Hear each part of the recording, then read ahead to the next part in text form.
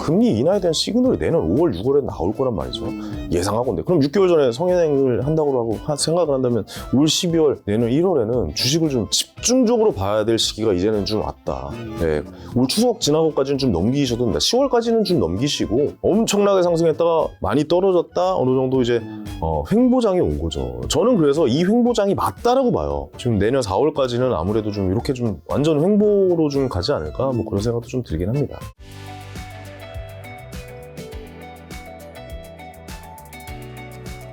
오랜만이네요. 그러니까요. 네. 대표님 지난 출연이 보니까 작년 12월 29일이더라고요. 맞아요. 작년 말일이었죠 거의. 뭐 그 사이에는 많이 뵙긴 했지만 촬영으로는 거의 10개월 만에. 네. 그 사이 좀 뭐 근황 어떠세요? 뭐 제가 하고 있는 회사 뭐 잘 운영하고 있고 그다음에 뭐 원래 좀 회사를 다녔었거든요. 네. 네, 원래 다니던 회사를 이제 퇴사를 했어요. 전 처음 알았는데 퇴직금이 나와가지고 기분이 좋더라고요. 이제 꽁돈 용돈 생긴 것 같고 그래가지고 이제 회사의 방향성이 좀 많이 달라져서 이제는 좀 그만해야겠다라고 싶어서 이제 기존에 다니던 회사를 퇴사를 하면서 지금 원래 이제 그 회사에서 지원을 받아서 유튜브를 좀 했었는데 운영을 했었는데 그 유튜브도 이제 저는 이제 운영을 안 할 생각을 하고 있어요. 구독해주신 많은 분들께는 좀 다시 한번 감사의 말씀 좀 드리겠고 여기 한 달에 한 번씩 나오면 되겠네요. 그럼 뭐 돈을 내야지 이제. 예. 이제 출연료가 있으니까요 이제는. 예. 어제 그래서 그 유튜버도 한 15만 정도 되시는 분들 했었는데 근데 사실 유튜브 하면서도 좀 대단하신 게 유튜브 한다는 게 이게 쉬운 일이 아니더라고요. 세상에 모든 일이 예. 계속 오래 한다는 게 다 쉽지 않죠. 그렇죠. 그리고 그 유튜브는 거의 뭐 제 개인기, 그러니까 저의 이야기들을 좀 많이 하면서 저 스스로도 계속 좀 너무 똑같은 이야기를 하고 있는 건 아닌가? 뭐 이런 생각도 좀 들기도 하고 더 이상 한 1년 넘게, 한 1년 반 정도를 유튜브 운영하다가 똑같은 얘기를 계속 하고 있으면 난 더 이상 이제 할 이야기가 없다. 나도 더 배우고 나서 뭔가를 다른 투자의 경험을 더 쌓고 투자의 깊이를 좀, 뎁스를 좀 깊이 할 필요가 있다라고 생각이 들어서 일단 유튜브는 접고 다른 투자에 계속적으로 좀 도전하고 있고 공부하고 있는 그런 상황입니다. 예. 근데 지난 촬영이 이제 2022년 12월 29일이었는데 그때 막 이제 난 이제 투자하려고 계속 기다리고 있다고 하셨는데 2023년 벌써 이제 한 해가 거의 3분기는 다 간 거니까. 그죠. 9월 말이죠, 이제. 예. 좀 투자하셨어요, 올해는? 투자했죠. 예. 그러니까 그 갈등을 좀 많이 겪었어요. 그러니까 지금 이 투자라고 하면 거의 뭐 대부분이 느끼시기에도 뭐 주식 아니면 부동산 아니면 코인 쪽, 막 이런 쪽으로 많이 생각하시잖아요. 그럼 과연 다음 투자를 어떤 투자를 할까라는 고민을 좀 많이 했다가 지금 시장을 바라봤더니 특히 주식 시장 같은 경우는 이건 초보자인 제가 어떻게 할 수 있는 그런 시장이 아니더라고요. 왜냐면 저는 항상 말씀드리지만 저는 초보 투자자인 거고 눈에 띄는 그 저점 지점, 그러니까 절대적으로 좀 싸게 살 수 있는 지점들에서 어떻게 얘기하면 좀 비겁한 지점이라고 저는 항상 얘기하는데 그 비겁한 지점에서 제가 가지고 있는 이제 시드머니를 투입을 해야 되는 상황인데 지금의 변동성은 제가 어떻게 감당해낼 수 없는 이건 전문가의 영역이다라고 좀 생각이 들어요. 왜냐면 엄청나게 이제 금리 상승이 있었고 그다음 약간 이제 소강 상태가 있긴 하지만 뭐 이번 FOMC 좀 동결이 되긴 했지만 아직까지도 어떻게 갈피를 잡을 수가 없는 방향이고 거기다가 더해서 갑자기 AI 섹터라는 게 나오면서 제가 아마 저번에 방송했을 때 그래서 엔비디아 보셔야 된다라고 혹시 기억하실지 모르겠어요. 그때 얘기하셨던 게 애플 뭐 테슬라 좀 이따 여쭤볼 건데 그렇죠. 네. 그 얘기 좀 뒤에서 치솟았어요 아주. 네네. 그때로 뭐 테슬라, 애플, 그다음에 뭐 엔비디아 말씀드렸던 종목들이 뭐 그냥 맞추고 안 맞추고가 중요한 게 아니라 저는 그게 중요하다고 봐요. AI 섹터가 갑자기 튀어나오면서 이 시장의 방향성을 완전 바꿨다라는 거죠. 근데 이런 지점들은 사실 저는 엔비디아를 AI를 맞춰서 말씀드린 건 아니거든요. 그러니까 엔비디아라는 그 잠재적인 가능성에 대해서만 말씀드렸던 건데 근데 이 AI 섹터가 갑자기 이렇게 튀어오르면서 여기 이제 대응을 해야 되는데 초보인 저는 대응을 할 수가 없겠는 상황이었던 거죠. 그래서 주식은 일단 저는 이번 장은 나의 시장이 아니다. 이거는 전문가들이 가져가야 되는 그 시장의 영역이다 해서 저는 주식에는 손을 안 댔어요. 왜냐면 저는 단 한 번도 잃어본 투자를 해본 적이 없는 사람이거든요. 그만큼 조심스럽고 보수적으로 좀 투자를 하는 사람이기 때문에 한 번도 잃어보지 않은 투자자이기 때문에 이번 시장도 자칫 잘못하다 잃을 수 있는 가능성이 굉장히 높겠다 싶어서 저는 그래서 이번에 경매를 사실 공부를 굉장히 많이 했어요.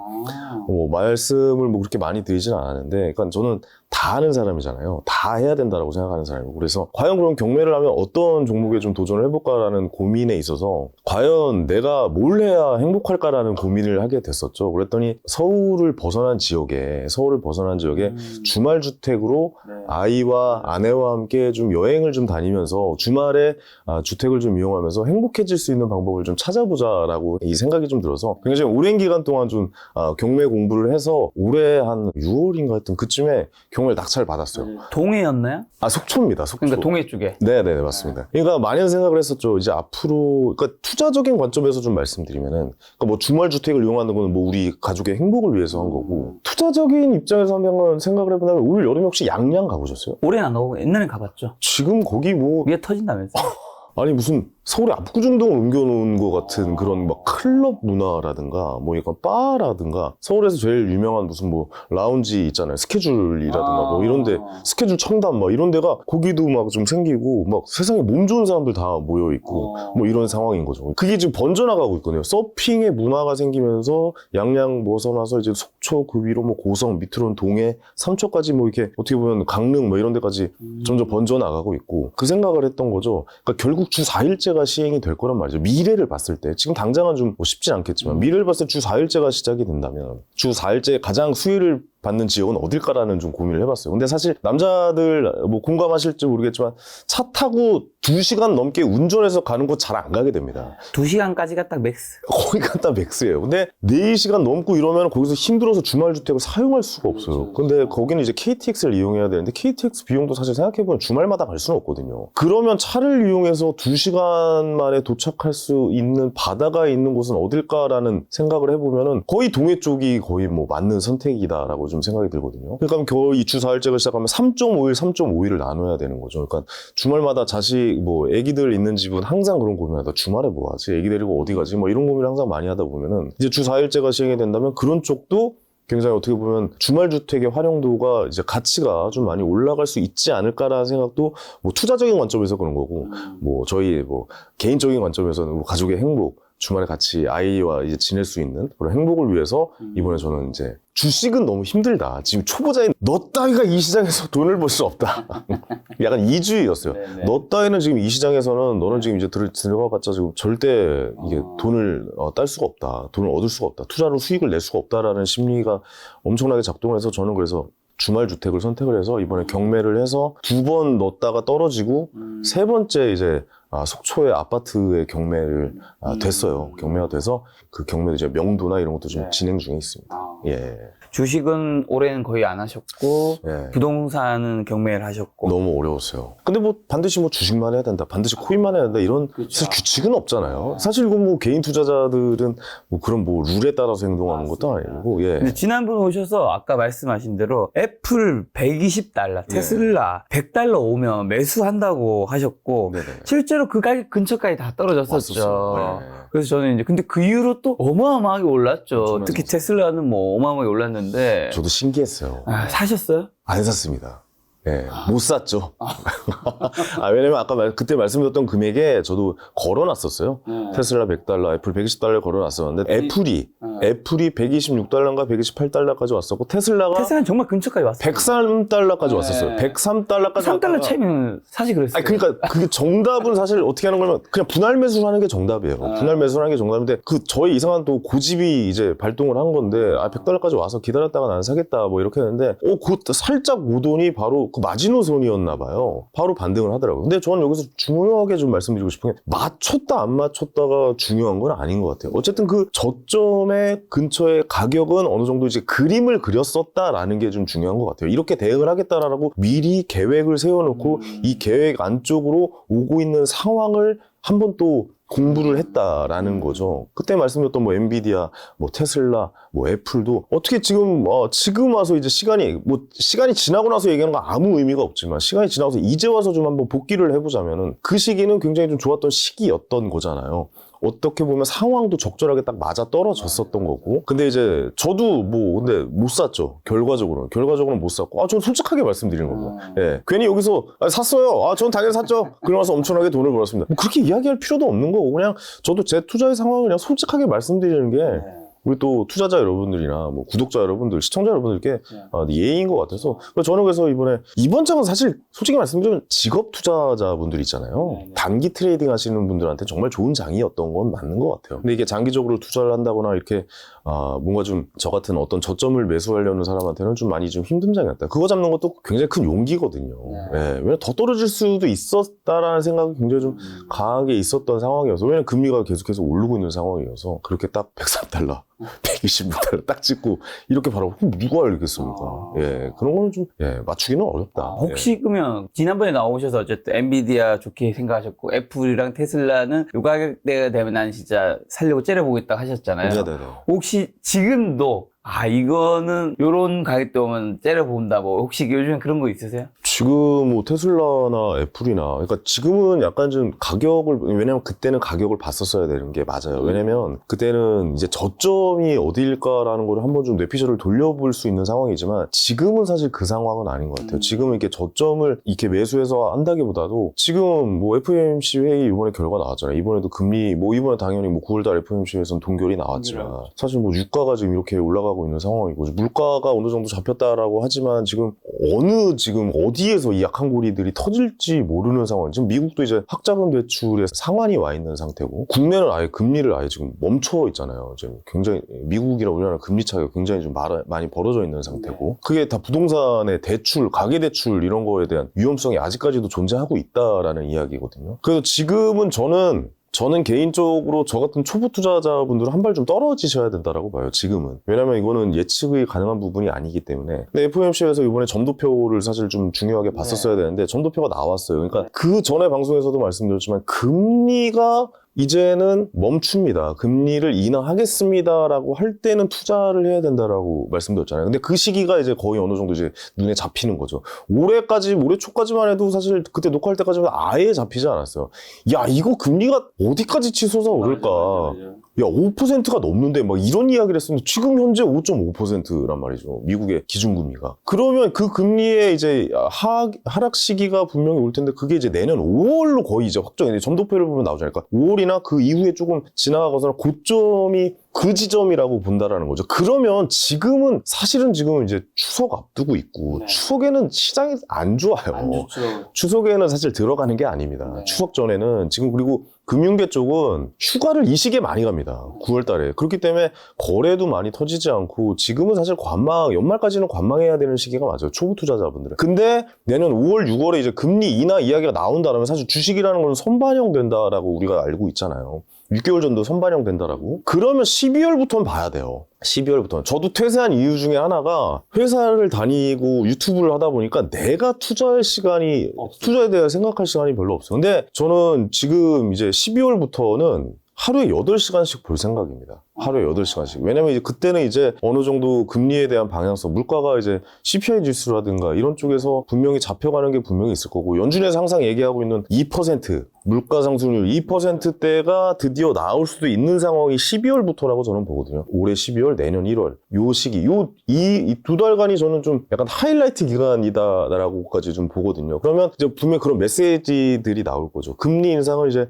멈췄지만 지금 요번에 메시지는 금리 인상이 이번에 멈췄지만 막 매파적 동결이라는 얘기가 나오잖아요. 이게 무슨 이따위 말을 만들어놨는지 난 잘 모르겠어. 매파적 동결이래. 매파적 동결. 이게 무슨 헛소리인지도 모르겠지만 그냥 동결도 아니고 계속 휘둘리는 거예요. 그러니까 계속 연준 의장 그 양반을 제가 어렸을 때부터 경제 공부하면서 계속 좀 지켜봤는데 계속 후행지표 보고 이야기하고 있고 뭔가 결단력 있게 이렇게 가는 게 아니라 계속 휘둘리고 있다라는 얘기죠. 계속 이익을 냈다라 저기는 어떤 CPI 지수 봤다. CPI 이번에 코어 CPI 볼게요. 뭐 약간 계속 이런 식으로 계속 바뀌어나가면서 휘둘리고 있는 이 상황. 근데 지금 이 상황을 11월에 또 올해 한 번 더 올리겠다라고 좀 또 이야기를 하고 있으니까 12월에 하고 나서 12월부터는 이제 진짜 마지막 한 번 더 올리면은 제가 봤을 때 내년은 금리 더 못 올릴 것 같아요. 이거는 더 올리면은 이거는 진짜 이제 뭐가 터집니다. 그러니까 위기라는 것은 사실 알고 있는 위기들에서 터지지 않거든요. 그러니까 우리가 알고 있는 위기는 그 위기가 아닙니다. 모르는 곳에서 터질 수가 있는 이제 상황이 지금 이제 이 장기적으로 끌고 간다면 올 수가 있기 때문에 그러면 분명 금리 인하에 대한 시그널이 내년 5월, 6월에 나올 거란 말이죠. 예상하건데. 그럼 6개월 전에 성행을 한다고 하고 생각을 한다면 올 12월, 내년 1월에는 주식을 좀 집중적으로 봐야 될 시기가 이제는 좀 왔다. 네. 올 추석 지나고까지는 좀 넘기셔도 된다. 10월까지는 좀 넘기시고 11월도 좀 넘기시고 11월 FOMC 회의 보시고 12월, 1월은 그때부터는 진짜 뭐 저도 퇴사한 이유 중에 하나가 주식을 좀 더 이제 12월, 1월에서 좀 집중적으로 좀 보기 위해서 집중적으로 본다라는 거는 이제 어쨌든 이제 뭔가를 살 준비를 한다는 의미인 거잖아요. 그럼요, 사실. 그럼요. 예. 그럼 이제 내년에 유망 섹터라고 해야 될까요? 어떤 거 좀 사야 될까요? 지금 사실 가장 많이 안 오르는 아우르는 섹터 중에 하나가 제가 그때 뭐 테슬라 말씀드리고 엔비디아 말씀드리고 그다음에 뭐 애플 말씀드렸는데 사실 지금 제일 꿈을 먹고 사는 기업 중에 제일 안 오른 섹터가 오늘 딱 하나 있어요. 밝히나요? 바이오 쪽이 사실 제일 안 올랐어요. 맞아요. 바이오 쪽이 사실 AI도 저는 꿈을 먹고 사는 맞습니다. 기업이라고 생각했거든요. 그 중에 이제 AI가 완전 이제 꿈에서 현실로 다가왔고 이제 그 다음은 뭘까라는 생각 좀 세상을 바꿀 수 있는 꿈을 먹고 사는 기업 중에 하나 저는 분명히 바이오라고 보거든요. 그러니까 바이오 쪽 그러니까 저는 우리나라 바이오는 이거 뭐 기업가 분들한테 좀 죄송한 얘기인데 우리나라 바이오보다는 미국 쪽에 이제 바이오 원래 한국 주식 자체 별로 안 하시잖아요. 한국 미국 주식을 잘 안 주식을 하죠. 거의 많이 미국 주식만 하죠. 네. 예, 미국 주식만 합니다. 그러면은 이제 앞으로는 좀 지켜봐야 될 종목 중에 하나가 어느 정도 금리가 안정이 되고 이 정도 올렸으면 됐습니다라고 해서 이제 돈이 돌 거란 말이죠. 돈이 이제 돈이 흐를 거란 말이에요. 그러니까 부동산으로도 돈이 흐를 거고 주식으로도 돈이 흐를 거고 그 다음에 이제 안정돼 이제 가치주가 좀 그동안 좀 잘 지켜주고 뭐 지금 이제 기술주 뭐 일부의 기술주 AI 관련주들이 좀 많이 올라왔지만 그 다음에 돈이 흘러서 나오다 보면은 저는 결국에 이제 덜 오른 섹터도 이제 가지 않을까라는 생각이 들거든요. 그럼 저는 뭐 바이오 주식을 계속 좀 째려보고 있어요. 왜냐면 인류를 바꿀 수 있는 기술이 뭔지에 대해서 생각해보면 좀 바이오가 완전 정말 황금알을 낳는 거위라고 혹시 뭐 생각하기 그러면 때문에. 이때 애플, 테슬라, 엔비디아 언급한 것처럼 바이오도 네. 혹시 뭐 언급할 만한 회사가 있나요? 저는 ETF 봅니다. ETF 어떤 거 있죠? ETF? ARKG가 아무래도 바이오 쪽에서는 가장 좀 뭐랄까요 ARKG. 세게 굉장히 좀 혁신적인 바이오 기업을 좀 투자를 하는 ETF다. 액티브 ETF거든요. 그러니까 계속 리밸런싱. 아크 인베스트먼트에서 아크 인베스트먼트. 맞죠? 저 개인적으로 키스우드 누나 좋아하는데 요즘에 좀 약간 좀 많이 욕을 먹고 있긴 한데 개인적으로 계속해서 이제 액티브 ETF 그러니까 기존에 가지고 있었던 기업들을 계속 보유하는 게 아니라 계속 리밸런싱을 해서 포트를 계속 조절을 하거든요. 무슨 수수료가 좀 있긴 하지만 그래도 혁신적인 바이오 회사들의 투자는 ETF는 바로 이쪽이 아닐까라는 생각이 들고 지금도 좀 많이 올라와 있는 상태예요. ARKG 얼마인지 봐야 되겠다. 많이 빠졌네. 28달러. 어제 많이 빠졌네. 그래, 38달러까지 왔다가 지금 또 약간 또 조정 기간이니까 지금 이 상황이거든요. 그러면 지금 좀 가격 나쁘지 않다라고 저는 좀 생각이 들어요. 예. 저는 그래서 미래를 바꿀 수 있는 건 바이오 쪽을 좀 한번 좀 지켜봐야 된다라고 생각이 좀 들기도 합니다. 특히 이게 또 한국 종목이 아니고 또 미국 글로벌 이제 그렇죠. 또 ETF니까 네. 굉장히 이제 좀 믿고 네. 항해니 코인 아니, 그런 건 하지 마요. 저 따라서 투자하지 마시고. 그러니까 이게 뭐냐면, 우리 AI를 봐야 돼요. 우리 마이크로소프트에서 투자를 해서 갑자기 챗 GPT가 나오면서 AI가 완전 혁신이잖아요. 그러니까 현실이 돼버렸잖아요. 그러니까 이제 바이오도 뭔가 하나 어떤 기업에서 뭔가 좀 혁신적인 뭔가가 나오면은 이게 미래가 아니라 현실이 될 수가 있다라는 얘기예요. 현실이 되면, 우리 예를 들어서, 비아그라 같은 약 있잖아요. 이제 생활이 됐잖아요. 그러니까 왜냐면. 많이 드세요. 아니, 그게 아니라. 생활이 됐다고 이제 하시길래 복제약도 나오잖아요. 그러니까 이제 풀렸잖아요. 제가 먹어본 적이 없어서. 예, 이제 풀렸다고요. 예? 쓸데없는 소리 그만하시고. 쓸 일도 없으니까 그렇지.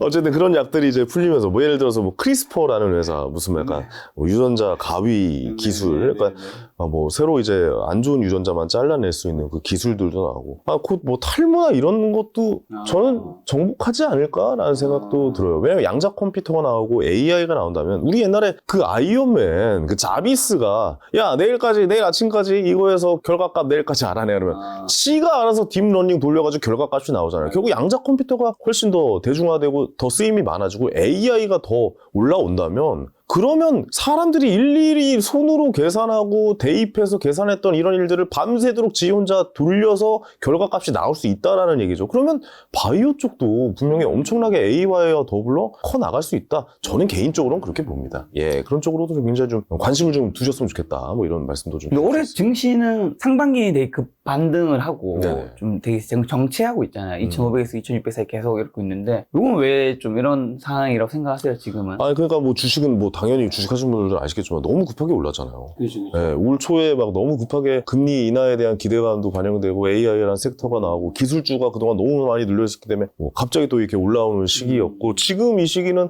사실 금리가 아직까지 확실하게 뭐 잡히지 않았다. 어떻게 될지 모른다. 한 번 더 올릴 수 있고 사실 이번 FOMC에 제일 우려됐던 것 중에 올해 한 번 더 금리 올리겠습니다는 뭐 예전부터 얘기했었던 거고 사실 좀 메시지 중에 좀 중요시 봐야 될 것 중에 하나가 그거였어요.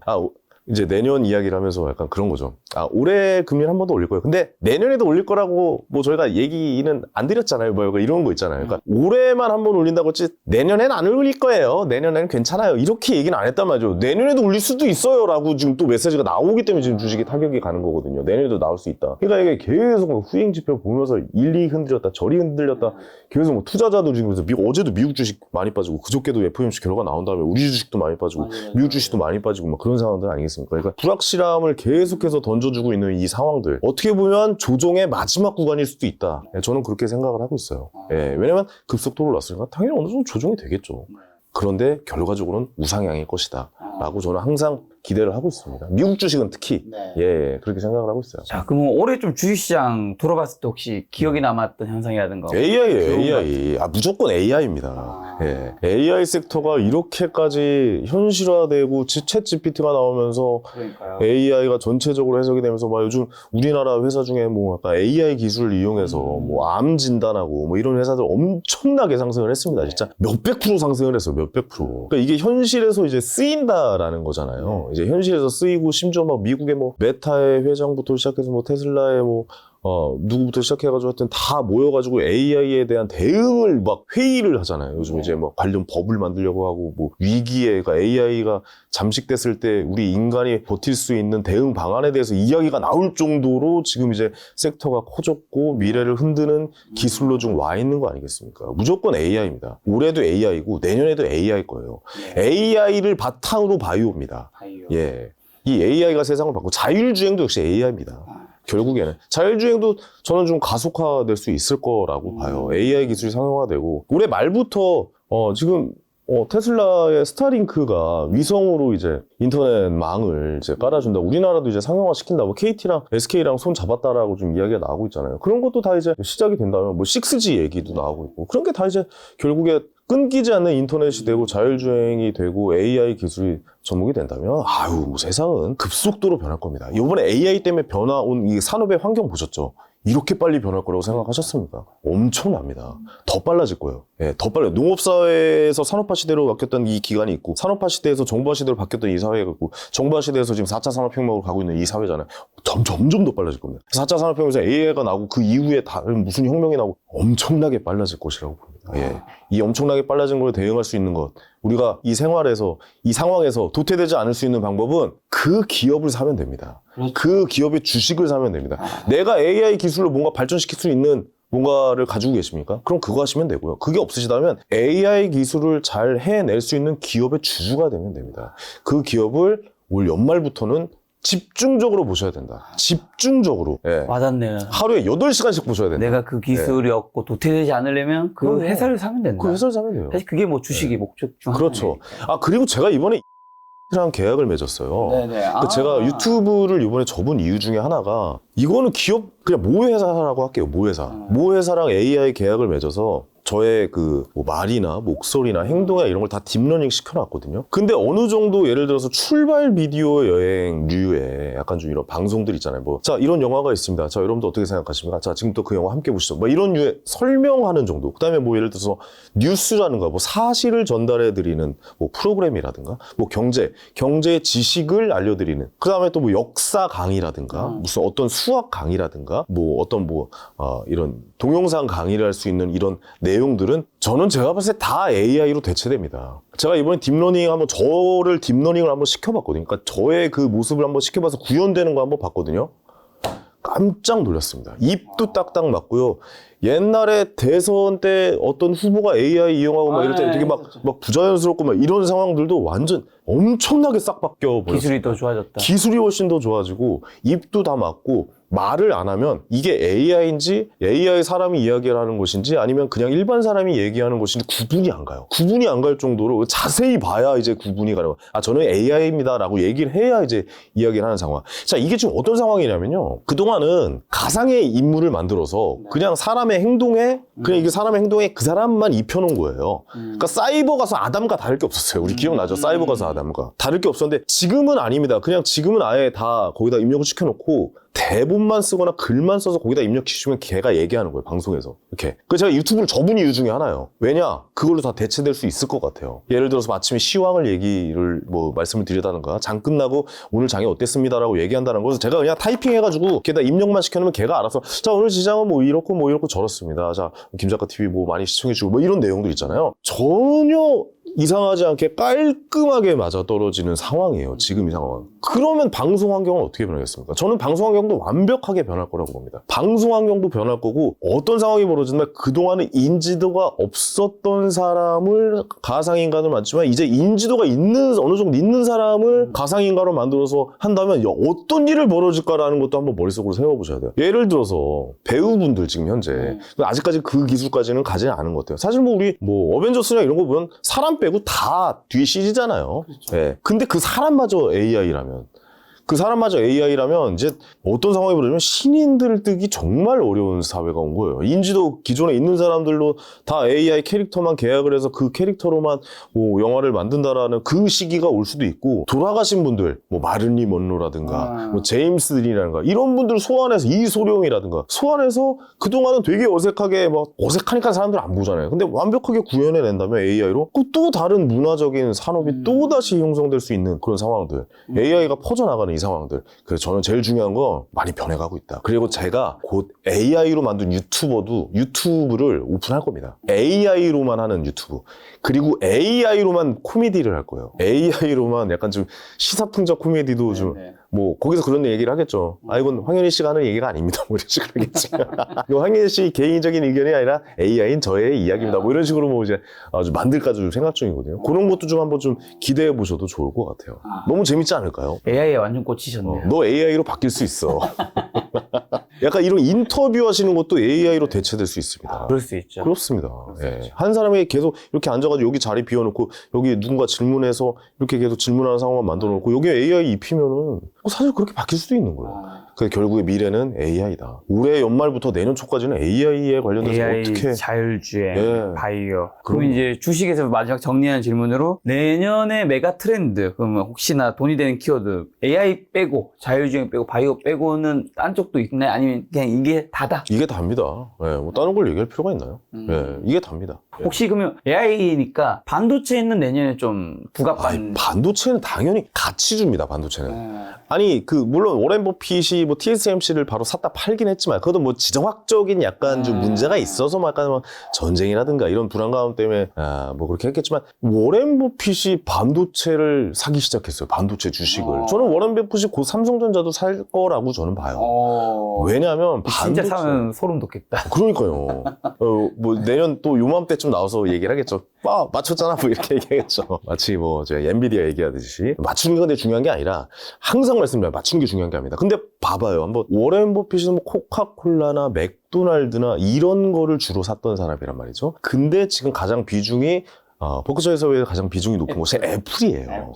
애플입니다. 자, 그러면 애플도 가치주로 이제 생각을 한다라는 거잖아요. 이 다음이 TSMC였다라는 말이죠. TSMC를 샀다 물론 팔았어요. 약간 좀 전쟁이나 이런 거 좀 걱정이 되니까 지정학적 이제 위기가 이런 게 있으니까. 근데 반도체가 안 들어가는 곳이 있습니까? 없죠. 없어요. 반도체는 이제 생활이에요. 사실 우리 몸에도 들어올 수 있어요. 네, 우리 몸에 뉴럴링크 봐요. 그 테슬라 일론 머스크가 돼지 뇌에다가 칩 박잖아요. 그럼 이런 심장 제세박동 이런 쪽에도 사실 어떻게 보면 이용될 수가 있고 차, 컴퓨터, 이런 TV 하다못해 우리 한 전자담배, 마이크, 카메라 이런데 안 들어간 데가 있습니까? 저는 하나도 없다고 생각합니다. 저는 무조건 쓰이는 게 반도체이기 때문에 반도체는 그냥 이제 필수 소비재다. 그러니까 형광등이랑 똑같다고 보시면 돼요. 예, 반도체는 형광등이랑 똑같다고 사시면 돼요. 생각이 나갔네. 예.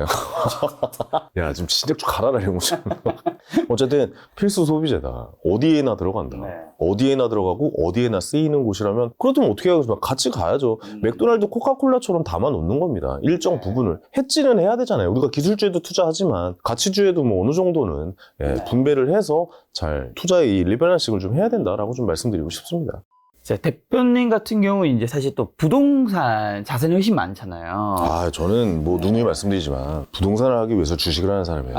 주식으로 시드머니를 모아서 당연히 부동산을 해야 된다고 생각하는 사람이기 때문에. 그래서 지난번에 출연하셔서 그때 한창 이제 하락할 때였거든요. 네. 2022년 이제 12월 29일이었으니까 맞아요. 그때 집값이 이제 정확한 코멘트가 2016, 17년 가격까지 절대 가지 않는다. 더 네. 빠지면 나라가 가만히 있지 않는다. 이런 코멘트를 하셨어요. 근데 실제로 좀 그렇게 된 부분이 있죠. 반등했죠. 네, 반등했습니다. 그때 왜 그렇게 말씀하셨던 거고 지금 왜 반등되었다고 보세요? 부동산이라는 걸 잘 살펴보시면 네.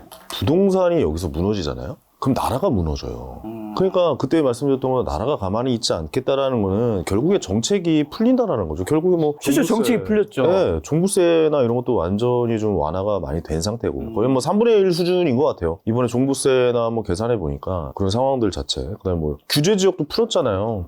강남이랑 용산만 지금 이제 규제 지역이고 나머지는 다 풀렸고 그런 상황으로 갈 수밖에 없다라는 거죠. 그럼 만약 가계대출이나 이런 쪽에서 좀 안 좋게 터져버리면 사실 나라의 이 근간이 흔들려 버린다라는 그 거죠. 말씀하시고 딱 일산 대책이었나요? 예, 촬영 맞아요. 끝나고 딱 며칠 뒤에 또 예. 그러고 보니까 제가 좀 잘 맞추네요. 항스트라다무스. 예. 그리고 나서 제가 4월인가 5월에 경매를 속초 아파트를 하고 그리고 나서 거기도 한 뭐 많이 올랐어요. 그쪽도 많이 올랐고 좀 뭐 서울 뭐 재건축 규제나 뭐 이런 것도 많이 풀어졌잖아요. 그러니까 결국에 저는 그런 말씀을 좀 드려보고 싶어요. 이거 굉장히 좀 악플이 달릴 수도 있는 말인데 그냥 뭐 여기 저기 뭐야 김 작가 TV니까 그냥 얘기할게요. 이쪽에 다 하시면 됩니다. 네.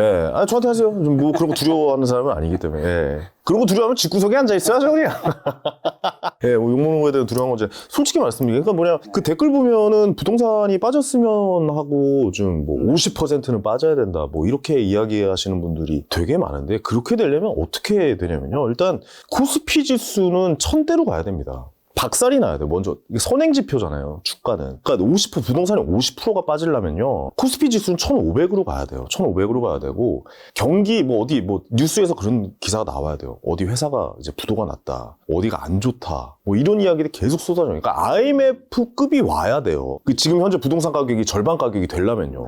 그러면 우리 일상에는 어떤 상황이 벌어지면 내 친구, 내 가족, 내 지인들, 내가 사랑하는 사람들의 직장을 잃을 수도 있습니다. 집값만 50%가 빠졌으면 좋겠다라는 그런 일은 절대 일어나지 않습니다. 그렇게 단순한 논리로 접근하면 안 되는 방법이에요. 그러니까 집값이 빠졌으면 좋겠죠. 저도 어느 정도 안정이 되고 많은 사람들의 좋은 양질의 주택이 공급이 됐으면 좋겠다라고 생각을 하는 사람이거든요. 근데 단순한 조건으로 집값만 50% 이상 빠져야 된다, 박살이 나야 된다. 집값만 빠질 수는 없겠죠. 없어요. 딴 것들도 뭔가 있어야지 당연하죠. 빠진 거겠죠. 주식은 1100까지 갈 수 있어요. 그런 상황이 온다면, 만약에. 그러면 우리 주식에 투자하고 있는 우리의 계좌나 이런 건 난리가 나겠죠. 그 다음에 우리 회사들 부도나면 우리 아버지, 우리 친구, 가족들 직장을 잃을 수가, 나 역시도 직장을 잃을 수가 있는 상황이 올 수도 있습니다. 왜냐면 그 정도로 무너진다면 다른 경제적인 상황은 어떻겠냐라는 거죠. 그러니까 저는 그래서 그때 단언을 했잖아요. 절대 2017년 이전의 집값으로는 돌아오지 않겠다. 그러니까 우리는 어떻게 마음을 먹어야 되냐면 이제 대응을 하셔야 됩니다. 이런 거는 저는 부동산을 사는 행위를 부동산 집을 샀다라고 표현을 안 하고 저는 어떻게 표현하냐면 시간을 샀다라고 표현을 해요. 부동산을 산다는 거는 시간을 선점하는 겁니다. 그 가격이 멈춰 있는 가격에 시간을 먼저 선점을 해서 가지고 있는 시간만큼의 물가 상승률을 반영시킨다라고 생각을 하셔야 됩니다. 다른 물가는 다 오르고 지금 강남에 나가서 밥 한번 먹어봐요. 둘이 먹으면 뭐 4, 5만 원 그냥 나와요. 요즘에 아무리 뭐 제육볶음에 뭐 약간 김치찌개 하나 시켜 먹어도 그냥 3만 원 뭐 이렇게 나오잖아요. 15,000원이에요. 15,000원 막 13,000원, 14,000원 막 기본 밥값이 요즘은 그렇게 되고 뭐 백반집 가도 9,000원이에요. 요즘에 백반집 가도 예, 어디 뭐 저는 개인적으로 노량진 그 뷔페 자주 가요. 그 학생들 공부하는 학생들 먹는 거기 되게 맛있어요. 저 자주 가거든요. 거기 라면도 공짜로 주고 거기도 9,000원이에요 이제. 예, 8,000원, 9,000원이에요. 조금 가격 있는 데는 10,000원이고 요즘에 다 그렇게 바뀌었어요. 근데 집값은 가만히 있겠냐고요. 물가가 다 오르고 있는데 집값만 떨어진다, 화폐의 가치는 떨어지는데 집값만 떨어진다라는 것은 조금 위험한 접근이시다. 그러니까 이런 것은 그러니까 어느 정도 이제 시드머니나 경제적 여유가 돼요. 물론 영끌하고 뭐 이런 건 절대 아닙니다. 투자는 저는 관리도 투자의 영역이라고 봐요. 관리 역시 투자. 이런 상황조차도 다 금리가 이렇게 올라갈 수 있는 상황조차도 머릿속으로 담아두고 투자를 하셔야 되는 건 당연한 거. 무조건 집을 사라, 무조건 오릅니다. 이런 것도 아닙니다. 그러니까 어느 정도 여유가 되시고 일정 부분 내가 대출을 상환할 수 있는 어느 정도 능력이 되신다면은 떨어질 때까지 기다리다가는 정말 어느 정도의 조정 구간에서는 어느 정도 대응을 하셔야 된다라고. 그러니까 그 조정 구간이 있었다라는 거잖아요. 그러니까 다음 또 조정 구간이 있겠죠. 저는 집값을 저보고 예상하라고 하면 횡보입니다. 왜냐면 제가 가지고 있는 아파트를 좀 대입해서 말씀드리면 성동구, 용산구, 신길동 재개발 부동산 가지고 계시죠? 네네네. 거기다 이제 속초까지 하나 더 아, 들어갔죠. 속초까지. 그러면은 성동구를 예를 들어서 말씀드릴게요. 성동구 아파트가 제가 7억 5천에 매수를 했어요. 그때 갭 투자를 했거든요. 갭 투자를 해서 저는 2억에 매수를 해서 5억 5천에 이제 전세를 넣고 저는 그 등기를 친 거죠. 그 아파트에 이제 그 보증금을 차차 제 노동으로서 드리고 월세로 전환을 시켰단 말이죠. 그 아파트의 가격이 21억까지 갔습니다. 제일 고점일 때. 그러니까 7억 5천짜리가. 예. 3배 오른 거죠. 2021년 한 9월, 10월까지, 뭐 기억나실 겁니다. 2017년도 파리 부동산 대책 나오고, 뭐부터 해가지고 막 진짜 큰 3번의 상승기가 있었던 그 시기였죠. 어디까지 떨어졌었죠? 그게, 그러니까 올해 한 2월, 3월에 호가가 14억, 15억이었어요. 근데 지금 호가가 16억, 17억이란 말이죠. 그러면 사실 급속도로 올랐다가 급속도로 빠졌고, 이제 어느 정도 제대로 된 가격이 형성이 돼 있는 거예요. 그러면 16억이라고 저는 보거든요. 지금 호가가 16억이고 거래가 되는 게 뭐 그 가까이에 있는 금액이 17억에 나오고 막 이런 것도 거의 그 16억 근처에 거래가 되는 거거든요. 그럼 어느 정도 가격은 엄청나게 상승했다가 많이 떨어졌다. 어느 정도 이제 횡보장이 온 거죠. 저는 그래서 이 횡보장이 맞다라고 봐요. 저는 엄청나게 언제까지 오를 거라고 생각을 하시고 언제까지 떨어질 거라고 생각을 하시는 겁니까? 어느 정도 올랐으면 어느 정도 당연히 떨어지죠. 당연히. 근데 그 상승폭이 너무 컸었고 요번에 그 하락폭도 너무 컸어요. 사실 부동산 정책이 제일 개판일 때는 엄청난 상승과 엄청난 하락이 반복될 때가 사실 최악입니다. 제일 안정된 상황은 물가 상승률 정도가 반영되는 부동산 시장이어야 된다는 얘기죠. 근데 지금 어느 정도 안정된 시세로 가고 있다라고 저는 생각을 해요. 근데 여기서 갑자기 막, 와, 더 빠질 거예요. 뭐 박살이 날 거예요. 뭐 50%가 하락을 할 거예요. 그런 거를 좀 이야기를. 그리고 최근에 하락장에서 그런 분들이 나와서 이제 또 글로 또 우르르 몰려가고 또 상승장 또 상승한다고 또 우르르 몰려가고 하락하면 하락한다고 우르르 몰려. 그런 거 정말 바람직하지 않습니다. 딱 중심을 잡으시고 그냥 마음을 먹으세요. 그냥 시간을 선점한다. 시간을 먼저 선점한다. 그러니까 어떤 시간이냐면 인플레이션이 되는 상황에 시간을 선점한다라는 마인드로 부동산 시장에 접근하셔야지 엄청나게 싸게 살 거다. 엄청나게 비싸게 뭐 이런 거를 아예 그러니까 대바게인 세일 할 때는 지났습니다. 근데 그 저점도 맞추기 힘들어요. 그거 어떻게 맞춰요? 근데 저 때는 또 못 사요. 주식이랑 똑같아요. 더 떨어질 것 같거든. 다 떨어진다고 유튜브에서 다 떠들고 있으니까. 특히 네 채널에서 막 나와가지고 이렇게 200만이 되는 채널에서 막 나와가지고 떨어지면 더 떨어질 거예요. 막 공포가 질리죠. 사람들이 얼마나 무섭습니까? 사실 공포가 질려요. 그럼 어떻게? 근데 그거는 이제 뚝심을 잡아야죠. 본인들이. 그리고 그 매체나 이런 데서 얘기하는 거는 사실 던지는 메시지들은 다 비슷합니다. 오를 때 나와서 더 오를 겁니다를 얘기하고 당연히 떨어질 때 나와서 더 떨어질 거라고 얘기하는 게 그게 당연한 겁니다. 근데 그 중심은 내가 잡아야죠. 그 중심은 내가 잡아야 됩니다. 그런 거 흔들리지 마세요. 남 얘기 흔들리지 마세요. 절대 남 얘기 흔들리지 마세요. 다 들으세요. 오른다는 사람 얘기도 듣고 떨어진다는 사람 얘기도 들으세요. 그리고 나서 기준은 내가 잡아야 됩니다. 그러니까 저는 이 방송도 되게 뭐 우스갯소리로 잠깐 말씀드렸지만 그 얘기도 다 해줘야 돼요. 다 들어야 됩니다. 오른다는 사람 얘기도 들어보고 떨어진다는 사람 얘기도 들어보고 그 중심은 내가 잡아야 되는 겁니다. 이 사람 말이 무조건 맞아. 와 가자. 이거는 정말 그건 무서운 행동이에요. 이 사람 말 100%는 없습니다. 정확하게 맞추는 사람은 없어요. 그러니까 그 기준도 내가 정해서 내 시간을 내가 선점하는 겁니다. 이 선점을 아까도 말씀드렸다시피 물가 상승률을 먼저 선점을 하는 거예요. 먼저 지금의 이 화폐란 거 말이죠. 이 돈이란 거 말이죠. 뭔가를 바꿔내지 않으면 아무 쓸모가 없어요. 맞잖아요. 종입니다, 종이. 나라에서 찍어낸 신용도가 높을 뿐이에요. 뭔가를 바꿔줄 수 있는 그냥 물물 교환의 수단입니다. 그럼 이걸 그냥 계속 가지고 있다? 계속 가지고 있으면 얘 가치는 점점 떨어지잖아요. 뭐 여러분들 경험해보셔서 아실 거 아닙니까? 이걸 뭐 금으로 바꾸든 주식으로 바꿔놓건 부동산으로 바꿔놓건 계속 바꾸는 작업을 하셔야 얘는 가치가 있는 거예요. 하다못해 얘는 핸드폰을 사야 얘가 가치가 있는 거잖아요. 이 돈과 100만 원과 이 핸드폰을 바꿔주니까 얘가 가치가 있는 거지. 그냥 가지고 있다고 하면 그냥 종입니다. 근데 그런 바꿀 수 있는 그런 상황들을 계속해서 만들어내셔야 된다. 그 중에 하나가 부동산이다. 무조건 되고 기다리고 있다. 더 하락할 거라고 믿고 있다가 우리 어떤 일이 벌어졌습니까? 사실 막 상대적 박탈감, 무슨 뭐 포모 벼락거지, 포모 현상, 영끌족이 나타나고 그런 현상이 그래서 발생하는 거니까 기준을 명확하게 본인 스스로 세우셔야 돼요. 본인 스스로 이 정도 되면 사겠다라고 정확하게 기준을 두셔야 됩니다. 그래야 살 수 있어요. 그래서 제가 속초 아파트를 산 겁니다, 이번에. 기준을 뒀기 때문에. 이 정도면은 어느 정도 이제 하락한 상황이고 싸게 사는 거다. 대표님이 올해 이제 남은 4분기랑 내년은 집값이 어쨌든 상반기는 반등은 이제 했으니까 데이터상으로 이제 좀 횡보라고 보시는 거예요. 횡보입니다. 무조건. 다 예. 떨어진다고 보시진 않으세요? 떨어졌다 올랐다 하겠죠. 그 안에서. 근데 뭐 약간 뭐 15억짜리 아파트가 막 갑자기 막 9억으로 가거나 막 7억 5천으로 간다. 근데 어떤 분들은 이제 그 얘기도 많더라고요. 집값이 이제 어쨌든 반등했는데 네. 이게 반등세가 이제 약해질 수밖에 없는 게 집값이 오르고 있는데 매물량이 증가하고 있다. 집주인이 집값이 진짜 오를까 생각하면 매물을 걷어들이는 게 맞아요. 당연한 상식이다면서 그러면서 이제 2차 하락 세게 올 수 있다. 어느 정도 떨어지겠죠. 어느 정도 또 조정이 오겠죠. 그러면 그 조정장을 너무 기쁘지 않을까요? 네. 드디어 이제 내가 집을 살 수 있는 기회가 오는 장으로 생각을 하셔야지 거기서 또 더 떨어질 거야. 박살날 거야. 그러니까 제 마인드는 뭐냐면 횡보라는 건 뭐냐면 그냥 집값이 이렇게 올라왔다 떨어졌다 횡보! 이게 아니에요. 이게 아니라 올라왔다 떨어졌다 뭐 또 이렇게 갔다가 또 이렇게 갔다가 이렇게 가겠죠. 이렇게 가서 그 점을 찍어서 선을 그어보면 횡보인 거지 뭐 이렇게 갔다가 장담합니다. 이번에도 그럴 일은 없습니다. 그럴 일은 없어요. 또 2차 폭락이 온다. 뭐 50%가 또 하락할 것이다. 뭐 이런 이야기.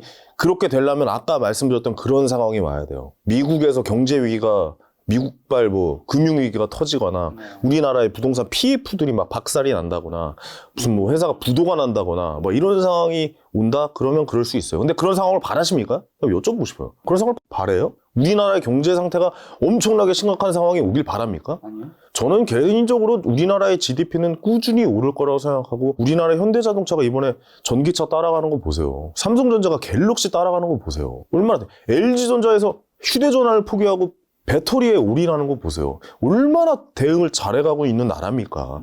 에코프로나 이런 새로운 회사들도 치고 올라가고 있고 우리나라 바이오도 훌륭한 기업도 사실 많습니다. 이런 회사의 발전과 우리나라가 더 잘 살게 살 수 있는 나라의 환경으로 갔으면 좋겠다라는 게 제 생각이거든요. 그럼 그렇다면 우리나라의 발전을 더 원한다면 부동산은 안 오를까요? 우리나라 GDP가 상승하는데 저는 한번 좀 그렇게 한번 좀 생각을 해보셨어요. 누군가 또 그런 얘기도 하더라고요. 이제 지금까지 어쨌든 대한민국 집값이 우상향했던 거는 네네. 이제 인구도 계속 증가했었고 네네. 그다음 소득도 계속 증가했으니까 근데 이제는 모두가 알고 있는 저출산 뭐 고령화 네네. 그다음에 심지어 이제 저성장이잖아요 우리나라도. 그런데 집값이 계속 오를 수 있을까? 이런 얘기 많이 하시더라고요. 이 말의 전제는 죄송합니다. 제가 전제를 말씀드려야 되는데 네. 서울 아파트라는 좀 전제가 좀 있어요. 왜냐면 아무래도 좀 제가 가지고 있는 대부분의 자산이 서울에 있는 부동산이고 그러다 보니까 제가 전제를 말씀 안 드렸군요. 일단은 기본적인 전제는 서울에 있는 아파트. 서울 아파트는 괜찮다. 저는 굳건하게 버틸 수 있을 거라고 생각을 하고 누구나 원하는 자산이니까. 만약에 예를 들어 한번 이렇게 좀 설명을 드려볼게요. 예를 들어 서울의 아파트가 많이 빠졌어요. 네. 많이 빠졌어. 많이 빠진 상황에서 이 상황이 벌어진 거죠. 엄청나게 빠졌어. 그래서 누군가 이제 집을 팔고 이제 나가요. 그러면 서울의 집값이 50%가 하락이 됐어요 라고 생각을 해보죠. 그러면 누군가 사고 싶을 거 아니야. 누군가는. 그럼 경기도권에 있는 분들이 다시 서울로 오고 싶어하고 지방에 계신 분들이 서울로 오고 싶어 하지 않을까요? 그럼 방어가 된다라는 거잖아요. 가격이. 서울의 인구 밀도가 서울이 지금 거의 1,000만 명 가까이 살잖아요. 네네네. 방글라데시가 전체 땅의 인구 밀도가 제일 높다면 서울의 인구 밀도는 정말 어마어마하거든요. 그리고 나서 관광객까지 살펴보고 그다음에 경기도권에서 출퇴근하는 사람들의 인구까지 합해본다면 저는 절대 생각하시는 그런 그림은 나오지 않을 거라고 생각해요. 물론 뭐 반대 의견을 가지고 계신 분들 언제든지 환영입니다. 의견 남겨주셔도 되지만 어쨌든 제 생각이 그래서 이런 상황이라면 어느 정도 아까 말씀했던 시간을 미리 확보하는 그런 상황으로 좀 가져가 버렸으면 좋겠다. 이번에 하락하면은 좋죠. 땡큐죠. 새로 집을 사시고 싶은 분들에게 또 좋은 상황이 있을 거라. 근데 거기서 이제 또 더 떨어질 거야. 박살이 났으면 좋겠어. 죽어! 막 이런 식으로 가면 안 된다라는 거죠. 어느 정도 왔으면은 대응으로 해서 그러네요. 시간을 선정하는. 맨날 그런 얘기 하시잖아요. 어르신들한테. 우리 맨날 야, 내가 1999년도 압구정 현대아파트가 8천만 원이었어. 내가 그때 살라고 그랬었잖아. 이런 얘기 맨날 하잖아요. 저는 심지어 아버지한테 그런다니까요. 아버지는 왜 옛날에 압구정동에 현대아파트 안 사고 왜 천안에다가 땅을 사신 거예요? 막 근데 그때 아버지 세대는 또 그게 맞았어요. 왜냐면 시골에 땅을 사야 이 약간 좀 주변 이제 시골 집이 있는 분, 그 주변 친척분들이나 뭐 주변 이 주민분들한테 약간 좀 자랑이 되는 거였죠. 근데 과거에 투자를 한 거지. 과거에 투자한 겁니다, 그거는. 옛날 농업사회에 투자였던 거예요. 농업사회 투자. 과거에 투자한 거예요. 미래에 투자하려면 1998년도, 7년도에 압구정동 현대아파트를 샀었어야죠. 사실은. 그게 미래에 대한 투자. 명은 몇 개씩 터지네요. 아주 입이 아주 잘 터지죠. 출연료 줘야겠어, 이제. 네. 오늘 이제 돈 좀 내라, 이제. 알겠습니다. 언제까지 공짜로 써먹을래? 술 한잔 사드리는 걸로. 어쨌든 저는 그래요. 소도시는 지방 소도시는 굉장히 위험할 수 있다는 얘기네요. 역으로 그러면 이제 서울이 괜찮다고 하시는 거니까. 많은 분들이 그렇게 생각하시죠. 저는 앞으로는 그런 일도 생길 수 있을 것 같아요. 지방에는 아무래도 좀 데이터 센터나 이런 것도 많이 생길 것 같다는 생각이 들어요. AI가 뭐 발전이 되고 이런 상황이라면 지방의 부동산도 이제 데이터 센터라든가 뭐 이런 미래 발전적인 이제 공장, 반도체 공장이나 반도체 센터라든가 이런 부분으로 좀 더 확장되지 않을까. 주거보다는. 예, 저는 그렇게 좀 지방의 아파트의 주거는 사실 저는 확답을 드릴 수가 없어요. 네, 확답을 드릴 수는 없을 것 근데 같아요. 저도 이제 주식과 부동산 양쪽 다 저는 인터뷰를 매일 하잖아요. 네네. 하면서 느낀 게 확실히 부동산이 주식보다는 훨씬 쉽고 쉬워요, 재밌어요. 그리고 이제 주식은 사실은 제일 좋은 회사를 사실은 사도 되게 위험한 게 이게 가격이 얼마냐에 따라서 이게 나쁜 주식이 될 수 있는데 그게 뭐냐면 가격을 체험하니까 그런 거예요. 사실 가지고 있으면 갑니다, 꾸준히. 그렇죠. 좋은 회사는. 근데 이제 부동산은 사실은 잘 모르겠으면 그냥 정말 제일 좋은 입지를 사면 시간이 지나면 어쨌든 거의 올라오고 있긴 하니까. 근데 그렇게 못하죠. 초기 투자금이 너무 세요. 그 초기 시드머니가 너무 세기 때문에 사실 접근이 어려운 거지. 맞아요. 압구정동 현대 아파트 사면 돼요. 그 옆에 잠실주공 5단지 사면 되고, 반포주공 1단지 사면 되고, 예. 동부천동에 한강 매전 사면 되고, 예. 그 옆에 산호 아파트 사면 되고, 그 건너 여의도 시범단지 사면 되고, 그 뒤에 장미 사면 되고, 뭐 그런 식으로 하면 돼요. 근데 사실 그렇게 접근하기에는 너무 처음에 시드머니가 좀 많이 들기 때문에 차근차근 이제 갈아타기의 공부를 계속 좀 지속적으로 좀 해보시는 게 좋다. 예, 작은 거부터 한번 좀 해보시는 게 스텝 바이 스텝으로 해보시는 게 좋다라고 좀 말씀드리는 자, 거죠. 그럼 2024년 내년에 한국 부동산 시장에 찾아올 좀 변화 어떤 게 있다고 생각하세요? 주요 변화. 저는 그냥 횡보장이라고 생각해요. 그러니까 지금 나라에서 어떤 얘기를 하는지를 잘 살펴봐야 돼요. 지금 뭐 국토부 장관님께서 뭐 그런 말씀을 많이 하고 뭐 생활 숙박형 시설이라든가 오피스텔이라든가 이런 쪽의 규제를 좀 어느 정도는 풀겠다. 뭐 약간 뭐 다주택으로 간주하게 되면서 굉장히 좀 사람들이 이 투자를 꺼리는 상황이 좀 많이 발생을 했었거든요. 사실 뭐 까다로웠어요. 그러니까 오피스텔을 주택으로 간주해버리는 뭐 이런 상황들도 좀 굉장히 좀 많아서, 왜냐면 이제 거기에다 뭐 전입신고를 해버린다든가 막 이래버리면 주택으로 간주가 돼가지고 뭐 종부세에 추가가 된다거나 막 그런 상황이 있잖아요. 그래서 그런 규제들은 어느 정도 좀 풀지 않을까. 그러니까 구체적인 뭐 세금에 대한 뭐 양도소득세 뭐 이런 거에 대한 규제보다는 지금 아직 법안이 통과가 안 되는데 이제 취득세나 이런 것도 지금 사실 어느 정도 완화를 하려고 하는 상황이었는데 지금 아직 통과가 안 돼서 계속 지금 계류 중이잖아요. 그렇다 보니까 그거나 좀 빨리 통과됐으면 좋겠는데. 정부는 정책이 내는 건 좀 더 완화 쪽으로 너무 많이 풀진 않겠지. 집값이 반등을 또 했는데. 근데 솔직히 말씀드리면 총선 전에는 지금 이 흐름을 그대로 가져갈 거예요. 왜냐면 괜히 잘못 건드렸다가 지금 사실 괜히 잘못 건드렸다가 약간 어느 정도 올랐다가 지금 약간 좀 이렇게 횡보하는 장인데 지금 잘못 건드렸다가 또 이게 폭등이나 폭락을 맞아야 되면 사실 굉장히 좀 타격이 크거든요. 총선 전까지는 아마 지금 별다른 특별한 정책을 내보내지는 않을 겁니다. 왜냐? 괜히 뭔가 움직여봤자 좋을 거 아무것도 없잖아요. 그러니까 그때까지는 좀 어떻게 보면 좀 공부하시면서 이 흐름을, 저는 무조건 경제는 공부라고 생각을 하는 사람이거든요. 그러니까 이 흐름을 알아야 뭘 하죠. 알아야. 운으로 되는 거 아닙니다. 계속 지켜보고 걔네들이랑 연애해야 돼요. 그 투자물과 계속 지켜보고 가격 흐름, 동향 어떻게 가고 있는지, 누가 어떤 거래를 했는지, 실거래가가 어떻게 되는지, 어떤 동네에 가서 어떻게 지금 흘러가고 있는지 뭐 이런 걸 다 보셔야 되고 지금 하는 상황이기 때문에 지금 내년 4월까지는 아무래도 좀 이렇게 좀 완전 횡보로 좀 가지 않을까 뭐 그런 생각도 좀 들긴 합니다. 거래가 별로 없을 것 같아요. 혹시 그러면 내년에 부동산에서 어떤 시장이 좀 투자로서 기회는 있다고 보세요? 저는 일단 이제 무주택자분들은 저는 인생일 때 가장 좋은 투자는 분양받는 게 저는 최고라고 생각해요. 예, 그러니까 청약통장을 이용하셔서 이제 세질 거예요. 분명히 지금도 아무래도 지금도 세요. 분양시장이 아무래도 좀 세지다 보니까 저는 인생의 첫 투자는 주식, 코인 이런 게 아니라 저는 인생의 첫 투자는 내 인생의 첫 주택이었으면 좋겠다라고 생각이 들어요. 왜냐면 나라에서 주는 혜택도 너무 많고요. 맞아요. 뭐 양도소득세라든가 이런 것도 다 면제해주고 취등록세도 굉장히 좀 면제를 좀 많이 해주는 것도 있거든요. 그렇다 보면 이 주거가 주는 안정성, 자기 집에서 살아보셨나요? 저는 제가 등기친 제 집에서 살고 있는데 저도 계속 전세 살고 월세 살고 막 이렇게 전세 살았다가 투자하면서 2017년도에 그걸 월세로 돌리면서 막 불안하면서 막 그걸 이거 배수의 진을 치면서 이거 뭐 아니면 끝난다라는 생각으로 막 투자하고 막 그랬었던 적이 있고 지금 이제 저의 아들과 저의 아내와 같이 이제 아파트에 분양받은 아파트에 살고 있는데 너무 편안하고 좋은 게 뭐냐면 그런 생각이 들어요. 내가 뭔 투자를 해서 망해도 얘는 그대로 있겠구나.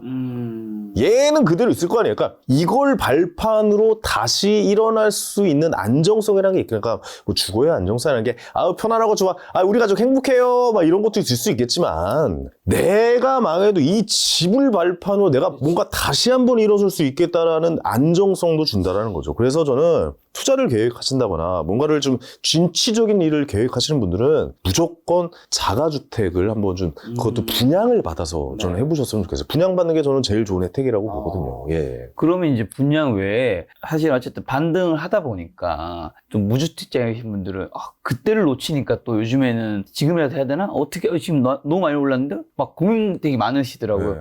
다음 바닥은 오는 건가? 어떻게 찾지? 막 그런 고민도 하시는데. 오죠. 네. 네. 당연히 뭐 아까 말씀드렸잖아요. 형부장 개인적인 생각입니다. 네. 형부장이 좀 지속되지만 그 안에서 올랐다 떨어졌다 반복할 수 있다라고 봅니다. 근데 뭐 그 안에서 정확하게 저점을 맞춰서 나는 이때 들어갈 거야라고 생각을 한다면 일단 그 생각부터 좀 버리시고.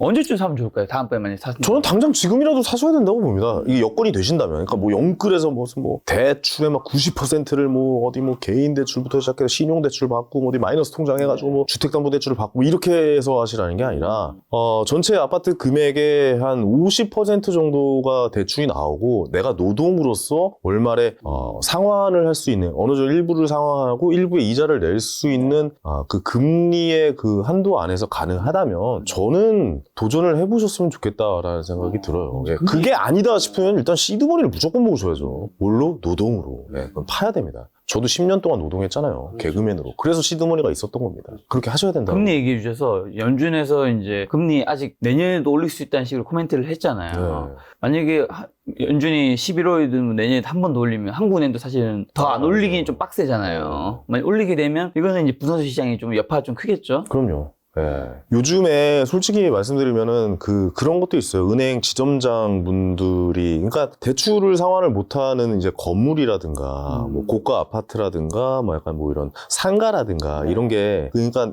이게 밖으로 새해 나오면 안 되는 매물들이 있어요. 그러니까 네이버 뭐 부동산 뭐 매물 시세라든가, 뭐 예를 들어서 뭐 어디 뭐 부동산에 내놓는다든가, 뭐 이렇지 않은 매물들이 있어요. 그러니까 부실한 채권이 있는, 그러니까 아직 추심 회사에 넘어가기 전에 대출을 상환을 못해서 나오는 건물들이 있단 말이죠. 저는 그때 금리를 2.3%로 고정금리를 잡았거든요. 그때가 2017년도였어요. 그때는 변동금리는 1%대 후반, 1.95, 막 1.98 막 이랬고, 그러니까 변동금리가 그랬고, 고정금리는 2.3, 2.5 이랬거든요. 근데 많은 분들이 이때 더 싸니까 변동금리를 많이 했다가 지금 이 상황을 맞은 거죠. 예를 들어 건물 같은 거 하시는 분들은 막 80%까지 대출 끌어다가 이때 하셨던 분들 많아요. 근데 이런 매물들이 금리가 7%가 되고 상환해야 될 돈들이 막, 그러니까 2%대였다가 7%대로 가면은 지금 3배가 넘는 이자를 내야 되는 상황이잖아요. 이자 부담이 엄청나잖아요. 이런 매물들이 이제 사실 들려오고 있어요. 저한테까지. 이제 전화가 오는 거죠. 이런 매물이 나왔어. 어떻게 무슨 여유가 되거나 주변에 뭐 있는 사람들을 여유가 되시는 분들 혹시. 근데 그런 매물들이 원래 이제 매입가 대비 한 뭐 70% 60% 가격대 뭐 이런 게 나오고 있고, 뭐 어디 뭐 제주도에 어디에 뭐 타운하우스를 대출을 엄청 받아서 공사를 하고 있는데 뭐 좀 많이 좀 힘들다라고 해서 뭐 이런 거 좀 매입할 수 있는 사람, 뭐 이런 이야기들이 저한테 이제 슬슬 들려오고 있어요. 이 이야기는 뭐냐? 금리가 계속 오랫동안 지속이 된다면 우리가 생각하고 싶지 않은 그 상황이 발생할 수도 있다. 그러니까 그 가능성들에 대해서는 뇌에다 넣어놓고 있다는 거죠. 그런 가능성에 대해서도. 지금 더 올리는 게 아니라 계속 이 금리에서 동결해서 계속 오랫동안 오래가도. 가는 것만으로도 네, 굉장한 오래가도. 이제 피로감이 쌓이겠죠. 그렇죠. 내년 5월, 6월까지는 갈 것 같아요. 근데 이때는 지금 말씀드리고 싶은 건 버티셔야 돼요. 이거는 지금 어떻게 보면은 좀 굉장히 좀 힘든 상황이 올 수도 있는데, 그러니까 이것까지는 뭐 맞출 수는 없어요. 이거 잘 또 넘어갈 수 있겠죠. 사실 우리 뭐 저는 그때 위기가 왔을 줄 알았어요. 실리콘밸리 뱅크. 그때 나는 야 이거 서브프라임 모기지는 이제 시작인가 하는데 그때 뭐 미국에서 정책을 너무 발표하고 그러니까 한번 경험이 있다 보니까 잘 대응을 했거든요. 그리고 나서 막 도이치뱅크 얘기까지 나왔잖아요. 그러면 이거 떠나야겠다 빨리. 이 시장을 빨리 떠나야겠다. 멀리 더 이상 접근하지 말고. 보수적인 투자를 하면서 했는데 너무 방어가 잘 됐죠. 저는 그때가 1차 위기였다라고 보거든요. 근데 금리를 더 올린다면은 2차 위기가 있겠죠. 근데 다시 한번 말씀드리지만 미국이 가만히 있을까요? 가만히 있지 않죠. 연준 의장은 뭐 금리 한 번 더 올릴 수 있어요. 자 내년에도 올릴 수 있어요. 이렇게 떠들고 있지만 그 양반은 나 이제 그 양반 너무 이제 미워요 이제. 네. 꼴보기가 싫어. 너무 후행지표만 보고 너무 휘둘리다 보니까 그냥 계속 생중계하고 있잖아요. 너무 열받게. 그리고 막 그러잖아요. 뭐 그때도 인플레이션 없습니다, 여러분들. 걱정하지 마세요. 인플레이션 내가 갑자기 그때 그 미팅 때 잭슨홀 미팅 때 나와가지고 여러분들 고통스러울 수 있습니다. 고통스러울 겁니다. 금리 엄청나게 올릴 거예요. 막 이렇게 현재를 생중계하는 사람이다 보니까 미래에 대해서 어떻게 좀 흘러가도록 예측을 뭔가 결단을 내려주지는 않는 것 같아요. 그냥 생중계하는 사람이다 보니까 이거는 사실 뭔가 단정 지을 수 없는 부분이다 보니까 거기에 맞게 대응을 좀 해야겠다. 뭐 이런 생각으로 좀 말씀드릴 수는 있을 것 같아요. 네, 부동산에서 그럼 마지막 질문으로 이제 부동산도 워낙 그 뉴스라든가 신문이라든가 유튜브에도 많은 자극적인 뉴스들이 많잖아요. 아무래도. 네네네. 많죠. 부동산 대표적으로 관련해서, 김작가 TV에서 자극적. 시장과 관련해서 속지 말아야 되는 거. 좀 어떤 것들에 현혹되지 말아야 될까요? 저는 다 들어야 된다라고 생각하는 사람이에요. 다 봐야 됩니다. 상승론자들 이야기 들으세요. 하락론자 이야기도 다 들으세요. 뭐 그분들의 주장이 있고 맞는 얘기도 있고 아닌 이야기도 있고 뭐 그건 우리가 생각하는 거에 따라 달라지잖아요. 단 나의 기준은 정확하게 세워두셔야 합니다. 내 기준이 정확하게 서 있어야 이 이야기도 듣고 제 이야기도 듣고 투자는 내가 하는 겁니다. 얘가 해주는 거 아니에요. 상승론자가 내 투자 해주는 거 아니에요. 하락론자가 내 투자 합니까? 예? 어떻게든 내 돈이나 빼먹으려고 하지 다들. 맞지 않습니까? 저는 전문가가 아니고 어디 업자가 아니기 때문에 솔직하게 말씀을 드리는 겁니다. 저는 어디에 소속되어 있지도 않아요. 투자는 내가 저는 그냥 개인 투자자입니다. 투자는 내가 하는 거예요. 내가 결정해서 내가 하는 겁니다. 내 기준이 똑바로 서 있으면 누가 상승론자고 하락론자고 뭐라고 얘기를 해도 내 기준에 맞게 하는 겁니다. 내 돈이에요. 내 피땀 눈물입니다. 내 시간과 내 노동을 팔아가지고 피땀 눈물을 들여서 받았던 내 시드머니를 뭔가 돈을 넣어야 되는데 이 사람 말 듣고 저 사람 말 들을 겁니까? 내 기준에 따라서 가십시오. 기준만 정확하게 딱 서 있으면 됩니다. 그래서 제가 다른 투자 절대 안 하잖아요.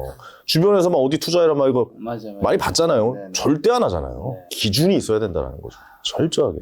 자, 지난번에 대표님이 나오셔서 또 이 절약 관련된 거, 소비, 이런 거 얘기하신 영상이 조회수가 한 250만회야. 너무 터졌더라고요. 밥을 좀 사야 되는 거 아닙니까? 그러니까 오늘 이제 끝나고 밥 제가 사는 걸로 했는데 자, 그러면 인스타그램 같은 거 보시잖아요. 네네. 본인도 좀 가끔 하시고 하는데 인스타그램 봤을 때 좀 정말 아껴야 하는 소비 뭐라 생각하세요? 그 인스타그램 자랑을 하고 싶어하는 심리들 있잖아요. 다 있죠. 그럼 뭐 결국 그거죠. 뭐 부자가 아닌데 부자이고 싶어하는 그 부자처럼 보이고 싶어하는 소비들 있잖아요. 뭐 예를 들어서 뭐 차 운전하는데 그 시계 이렇게 나오게 차 이렇게 배치 나오게 이렇게 찍고. 사실 이건 뭐 돈이 드는 건 아니니까요. 그냥 자랑하고 싶으니까. 요즘 그거 뉴스 보시면 여러분들 아시지 않아요? 강남에 뭐 돌아다니는 사건 사고 일으키는 사람들 차 보면은 뭐 다 어디 무슨 람보르기니에 무슨 뭐 어디 뭐 무슨 뭐 외제차 어디 뭐 제가 뭐 어떤 특정 사건에 대해서 이야기하지는 않겠습니다만 어쨌든 다 리스예요. 다 빌린 차들이라고 저는 생각을 해요. 그러니까 그 결국에는 저는 차는 그냥 이동수단이라고 생각하는 사람이고 그런 걸 자랑하기 위한 소비들을 항상 한다는 거죠. 남한테 보여지기 위한 소비, 남한테 잘 보이고 싶어하는,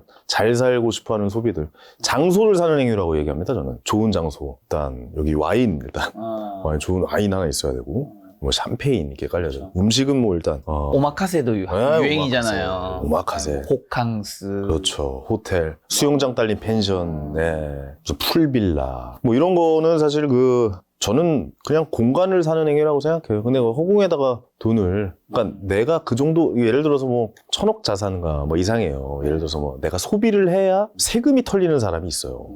근데 그게 아니라면, 그러니까 내가 소비를 어느 정도 써야 세금도 좀 이렇게 효과를 보고 막 이런 상황이었는데, 한 푼 두 푼 아꼈다가 막 그런 데 가서 막, 나를 위한 선물이야. 라는 자기 합리화하는 뭐 이런 소비들. 절대 경계해야 된다. 만약 그 본인의 소비가 세금을 위해서 어느 정도 소비를 해야 되는 상황이 아니라면 그런 소비는 어느 정도 좀 자제하셔야 된다. 네, 그리고 남한테 보여지기 위한 소비. 그렇게 저는 기준을 좀 두거든요. 그러니까 뭔가를 구입을 해요. 뭔가를 이제 사요. 그러면 이제 그 생각이 든단 말이죠. 예를 들어서 뭐 호텔이라든가 어디 뭐 음식점이라든가 뭐 이런 데 가서 제일 먼저 드는 생각이 뭐냐라고 한번 여쭤보고 싶어요. 근데 제일 먼저 드는 생각이 이거 인스타에다 자랑해야겠다라고 생각이 들면 그 소비 안 해야 된다고 봅니다. 그렇죠. 오히려 그거를 정말 일상화돼 있는 분들은 안 올리시죠. 네. 인스타가 돈이 된다. 뭐 예를 들어서 그럼 올려야지. 그럼 올려야죠. 그럼 하셔야 됩니다. 근데 만약 인스타가 돈이 되냐고 내 돈을 쓰고 있다라고 생각하면은 네, 그거는 좀 자제하셔야 돼요. 오, 좋은 포인트다. 인스타가 내 돈을 쓰게 하고 있으면 그럼요. 자제해야 돼. 근데 아까 되게 와닿았던 게 이제 부자인 척 하려고 하는 거는 안 된다고 하셨는데 네네네. 저도 이제 그 좀 고급 식당의 사장님 한 분 아는 분이 있는데 그분이 해준 말이 되게 와닿았던 게 뭔데요? 우리가 이제 인스타그램 보면 이제 정말 재벌들도 요즘에 하시잖아요. 기업 유명한 회장님들도 이제 인스타그램 보면 그분들도 이제 일상을 막 올리잖아요. 본인이 예를 들면 차가 보일 수도 있고 집이 살짝 보일 수도 있고 음식도 보일 수 있는데 그분이 해준 얘기 되게 와닿았던 게 오마카세가 유행을 하게 된 거는 우리가 그 이제 어떤 회장님이나 그런 사람처럼 되고 싶은데 차나 집이나 이런 것도 대부분이 못하니까. 불가능한데 그들이 먹는 음식은 어쨌든 내가 한 번쯤은 내 돈으로 먹을 수 있으니까 그 심리가 거기에도 반영되는 게 있다면서 하는데 되게 와닿더라고요. 네. 저는 그런 거를 무리해서 할 수 있는 상황이라면 무리해서 하면 안 된다라고 생각하는 사람이거든요. 그러니까 일단 어떤 사람을 만나서 그 사람이랑 뭐 이런저런 얘기를 해보고 그냥 보면 알잖아요. 뭘 입고 있고 뭘 하고 있고 어떤 차를 끌고 있고 이러잖아요. 그리고 나서 그 사람 요즘 인스타는 저는 아이디라고 봐요. 그 사람이 어떻게 보면 주민등록증 같은 거라고 봐요. 네, 저는 인스타가 이제 개인을 이제 알려주는 지표라고 저는 이제 생각을 하거든요. 근데 그 사람이 인스타를 들어가서 보고 그 사람이 어떤 성향인 걸 보잖아요. 그럼 만약에 지금 말했던 뭐 그런 사진이라든가 뭐 어떤 차라든가 그럼 좀 걸을 수도 있죠. 네, 뭐 이런 건 전 거릅니다. 저는 뭐 더 이상 뭐 이야기를 이어가봤자 사실 뭐 자꾸 좀 허황된 이야기, 뜬구름 잡는 이야기들을 좀 많이 해서 저는 굉장히 현실적이고 합리적인 사람이거든요. 저는 그리고 굉장히 염세주의자예요. 저는 쇼펜하우어를 좋아합니다. 혼자 있는 시간을 즐기고요. 예, 그렇게 뭐 다른 뭐 그런 걸 뭐 탐하거나 다른 사람의 것을 탐하거나 이런 걸 굉장히 싫어하거든요. 그렇죠. 근데 거의 그런 사람들의 이야기를 들어보면 좀 많이 좀 뭔가 좀 보여지는 거에 너무 집착을 하는 그런 상황을 볼 수가 있죠. 그래서 저는 그런 소비를 절대 안 합니다. 저는 그래서 예전에 한번 얘기했나요? 아내가 한번 조말론 바디워시 어디서 좀 선물을 받았는지 샀는지는 안 물어봤어요. 왜냐면 그 물어보면 싸우니까. 안 물어봤어요. 조말론 바디워시가 있는데 그걸 이렇게 사서 너무 좋다라는 거예요. 뭐, 너무 좋다. 막 이렇게 향도 맡아가 좋아해서 저도 한번 써봤어요. 이렇게 써서 이렇게 해가지고 해봤는데 거품이 안 나. 잘 이렇게 거품도 잘 안 나고 그냥 뭐 향도 잘 모르겠어. 남자들 그거 잘 모르잖아요. 그래서 또 한번 짜려고 하니까 거품이 잘 안 나서 짜려고 하니까 이게 또 한번 짜면 한 이만큼 짜는데 한 뭐 몇천 원 될 것 같은 거야. 불안해. 나한테 안 맞는 소비였던 거지. 그래서 저는 모텔용 바디워시 4kg짜리 15,000원에 사가지고 그거 아직도 쓰고 있어요. 3년째. 너무 좋거든요. 샤워하면서. 뭐 그런 거 같아요. 그러니까 내 소비를 어떻게 해야 나한테 좋은 건지에 대해서 알아야 된다. 내가 뭘 했을 때 좋은가. 뭘 했을 때 좋은가에 대해서 이것도 한번 생각해 볼 문제예요. 왜냐면 제가 그동안 너무 이제 공허하기 때문에 이 방송 활동, 이 개그 콘서트를 매주 아이디어 웨이를 하고 매주 1000명 이상 되는 사람 앞에 쓰고 오늘 웃기면 또 나의 생명이 연장이 되고 오늘 못 웃기면 난 당장 내일 잘릴 수도 있는 그런 상황들과 계속 마주하다 보니까 이게 공허한 거지. 뭐 하겠어요. 술 먹고 뭐 외제차 뭐 1년에 한 번씩 바꾸고 무슨 명품 신발 어디서 또 본 거 있어가지고 명품 신발 또 이런 거 막 한단 말이죠. 그게 안 채워져요. 그 공허함을 채워줘. 다 해봤어요. 근데 뭐 그런 분들 계시더라고. 넌 다 해봤잖아. 네, 해봤습니다. 다 해봤어요. 그럼 넌 다 해봤으니까 안 하는 거지. 나도 해보고 싶어. 해보세요. 결국 또 제 자리로 온다니까요. 제 자리로. 한번 해보세요. 한번 해보시고 오세요. 그것도 나쁘진 않은 것 같아요. 처절하게 느끼고 다시 원점으로 돌아온다면 저는 그것도 뭐 해보라고 좀 말씀을 드리고 싶은데 아무것도 채워지는 게 없습니다. 근데 어쨌든 해봤던 거는 그게 나쁘진 않은 거. 어쨌든 내가 잘 벌었으니까 해본 건데 이거에 마치 이걸 영끌한다거나 뭐 가소비를 하는 아니야. 그것도 아니에요. 그때도 나 후회. 왜냐면 그때 그런 소비를 안 했다면 내가 훨씬 많은 시드머니로 훨씬 좋은 투자를 할 수 있었는데 그거에 대한 후회예요. 그러니까 여기 그때 써가지고 그땐 벌었으니까 써서도 좀 후회가 돼. 이게 아니라 그때 더 시드머니를 모았다면 내가 지금 훨씬 더 많은 시드머니로 좋은 선택을 할 수 있었는데 이미 잘 되셨는데 100억 자산가. 그게 계속 생각나요. 계속 후회가 돼요. 그러니까 후회가 연속이에요. 후회. 계속 후회하고 그때 그랬으면 더 좋았을 뻔했다. 그때 더 시드머니를 모았으면 좋았을 뻔했다 하니까 지금 말씀드리는 겁니다. 그럼 그렇게 이제 소비를 많이 아끼신 편이잖아요. 자산에 비해서. 예, 예. 그럼 절약해서 아낀 돈 어디에 쓰거나 투자해야 한다고 보세요, 사람들은. 어쨌든 거기서 아낀 거는 아낄 이유가 있는 거잖아요. 그렇죠. 그럼요. 아니, 그 결국에는 그 다음 투자를 위해서 아끼라는 말이에요. 그러니까 시드가 있어야 됩니까?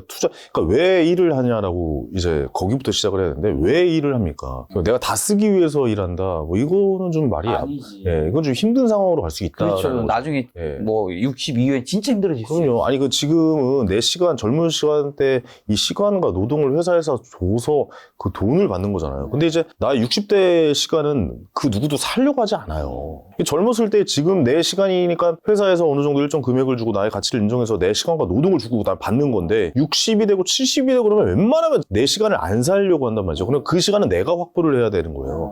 내가 어떻게든 젊었을 때 어떻게 뭔가를 해놓고 그 시간을 나를 위한 선물로 써야 되는 상황인데 자꾸 이 시간을 낭비하고 나의 지금의 행복을 바꾸는 거지 자꾸. 그렇지. 내 시간과 노동을 주고 거기에 대한 대가를 자꾸 나의 뭔가 지금 만족으로 바꾸는 거지.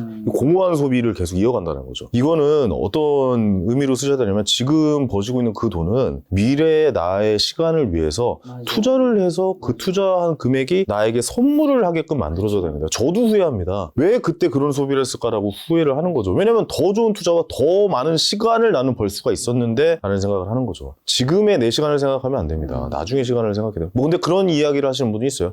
연로, 뭐 지급의 행복 그것도 중요한데 중요하죠. 미래에 나도 예. 일단 중요하다는 얘기는 아니 그런 분도 있어요. 뭐 이런 얘기하면 그런 얘기 하시는 분이 계세요. 당장 내일 교통사고 나서 죽을 수도 있어요. 그건 너무 극단적이지 솔직히. 자, 그래서 저는 항상 말씀드리고 싶어요. 그런 인생을 바라십니까? 그런 공포를 파는 게 저는 좀 별로인 것 같아요. 그러니까 저는 결국 그런 공포에 그런 걸 안 한다? 이건 말이 안 돼요. 정말 너무 극단해. 차라리 그럴 바에 먹는 걸 조절하는 게 낫죠. 제 아는 분 지인은 나이가 좀 이제 저랑 비슷한 연령대인데 조금 어린데 이제 예를 들면 그분이 그래도 30대 후반이란 말이에요. 자산이 1억이야 1억. 그 나이 때 치고는 많은 거죠. 이제 많은 걸 수도 있고 좀 덜 모았을 수도 네. 있고 왜냐면 일을 한 지가 10년이 넘었으니까. 아, 그렇죠, 그렇죠. 근데 이제 여행 경비를 1,000만 원을 쓰더라고. 내가 거기서 약간 충격을 받았어요. 자기 전 자산이 1억인데 여행 경비를 자기 전 자산의 10%를 쓴다고? 이거는 좀 와. 문제가 있네요. 그건 저는 그분 안 만나요. 그렇게 하면은 같이 못 있어요. 그러니까 이거 제가 이거는 제가 한 말이 아니라 어떤 뭐 저도 본 영상이에요. 제가 본 영상에서 있었던 얘기인데 98만 원 있는 사람이 있고 9,800만 원 있는 사람이 있어요.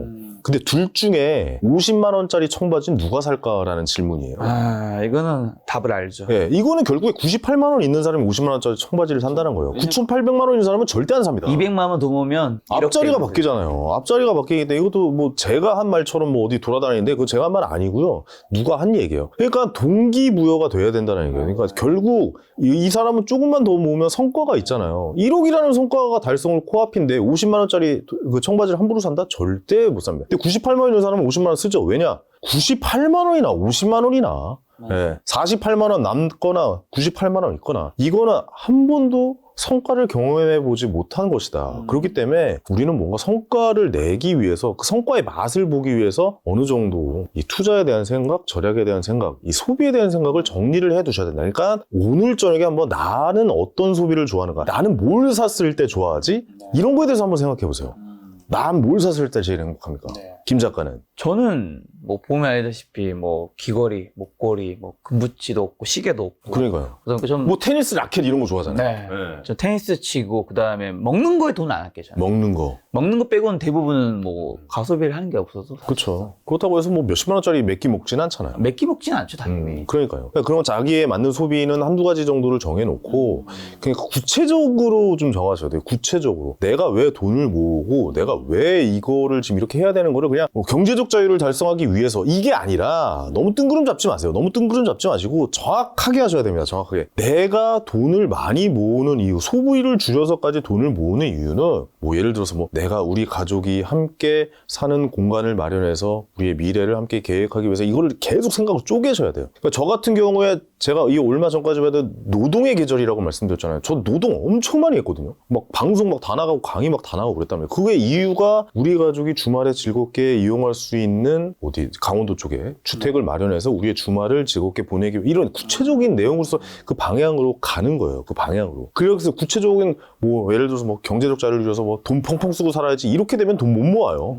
구체적이어야 됩니다. 구체적으로 딱 집어가지고 나 그 길까지 갈 거야라고 정확하게 쪼개가지고 그 일을 행동을 하셔야지 경제적 자유를 달성할 거야 돈 모아야지 뭐 이런 마인드로는 좀 힘듭니다. 구체적으로 세우셔야 된다는 거 꼭 좀 말씀드리고 싶습니다. 그러면 이제 대표님이 보셨을 때 일반 대중으로 강연도 하시고 그다음에 아니면 이제 그 개그맨 후배분들도 많이 있잖아요. 네. 개그맨이라고 해서 다 성공하는 것도 다 부자 되는 것도 아니고 한데 열심히 사는 어쨌든 대한민국 사람 대부분은 그래도 열심히 사는 편이니까 다른 나라 사람들에 비해서 예. 부자가 되기 위해서 반드시 바꿔야 하는 거 딱 한 가지 있다면 뭐 항상 뭐가 좀 이런 사람들 봤을 때 좀 뭐가 조금 이런 건 좀 아깝다 안타깝다. 그 결국에 사람이 생각해보면 아까 소비도 굉장히 좀 중요한 건데 결국 마인드의 싸움인 것 같아요. 그러니까 내가 과연 이 돈을 어떻게 바라보느냐. 그러니까 결국 이 시간인데 결국 내 시간을 어떻게 쓰느냐에 대한 거를 좀 잘 생각을 해보셨으면 좋겠어요. 그러니까 저는 이 세상에서 제일 중요한 게 뭐냐라고 다시 물어본다면 저는 그냥 시간입니다. 시간. 그러니까 시간이라는 재화가 유일하게 인간이 공평하게 나눠줬어요. 누구에게나 똑같은 시간을 주잖아요. 김 작가한테도 똑같은 시간을 주고 나한테도 똑같은 시간을 주고 다른 사람에게도 똑같은 시간을 주는 겁니다. 근데 그 시간을 어떻게 활용하는지에 따라서 달라지거든요. 뭐 저는 그 시간을 어렸을 때는 뭐 개그를 하는데 썼었고 지금은 그 이후로 이제 퇴출이 되고 난 이후에 내 시간을 나에게 오롯이 그러니까 그동안은 내 몸값을 높이기 위한 행동이었다면 지금 내 시간값을 높이는 행동을 계속해서 이어가고 있는 거거든요. 왜 지금도 이렇게 하고 있냐라고 한다면 내 시간을 나에게 선물을 해주기 위해서 나는 계속 이렇게 하고 있다. 저는 항상 그렇게 얘기합니다. 시간이 제일 중요합니다. 제가 지난번에도 나와서 이 얘기 비슷하게 또 한 것 같은데 이거는 아무리 강조해도 지나치지 않은 것 같아요. 시간. 여러분의 시간을 돈 받고 회사에 팔아야 됩니다. 파는 거예요, 그거 내 시간을. 하는 거죠. 예. 그러니까 저는 그렇게 생각해요. 저는 그러니까 가치 있는 곳에 팔아야 돼요. 그러니까 시간을 줬잖아요. 그럼 돈을 받고 이거는 사실 그냥 내 미래를 위해서 계속 쌓아놔야 되는 자산으로 이용을 해야 된다는 거죠. 왜냐면 그렇게 하지 않으면 가치가 없는 거예요. 그러니까 내가 시간을 줘서 돈을 받아서 이거 다 써요. 그럼 그게 무슨 가치가 있어요? 그냥 내가 현생애가 즐겁고 띵까띵까 하고 뭐 이렇게 끝나는 거죠. 근데 내 시간을 주고 돈을 받아서 나중에 미래의 시간의 가치를 위해서 모으고 있다? 이건 지금 가치 있는 거예요. 예를 들어서 내 시간을 아들과 캠핑을 가요. 아들과 캠핑을 가서 즐겁게 지내. 아들과 내 시간을. 근데 그게 뭐 돈이 생기는 건 아니잖아요. 하지만 아들의 기억 속 추억이 생긴단 말이에요. 그럼 내 시간을 얼마든지 팔 수 있습니다. 내 시간을 다 지금 줘서라도 얘에게 좋은 기억과 추억과 행복과 이런 생각을 가지고도 있고 심리적인 안정감과 아버지가 이렇게 어렸을 때 해줬어라는 그 추억을 바꿔놓는 거예요. 내 시간하고 그 추억을 바꿔주는 겁니다. 아들의 추억을. 얼마든지 하죠. 이런 가치 있는 곳에 시간을 써야 된다. 내 시간을 바꿔야 된다. 내 시간을 바꾸기 위해서 아파트도 미리 시간을 선점해야 되고 내 시간을 줘서 받는 돈도 그냥 지금의 시간을 즐기기 위해서 쓰시면 안 된다. 나중에 뭔가가 시간을 돌아올 수 있는 가치가 있는 곳에 써야 된다. 저는 분명 그렇게 생각합니다. 그래서 저는 제 시간을 아들에게 줄 때는 원 없이 줍니다. 왜냐면 이 기억이 얼마나 좋은 기억이 남아있겠어요. 지금 아들 얘기 나서 그러면 네.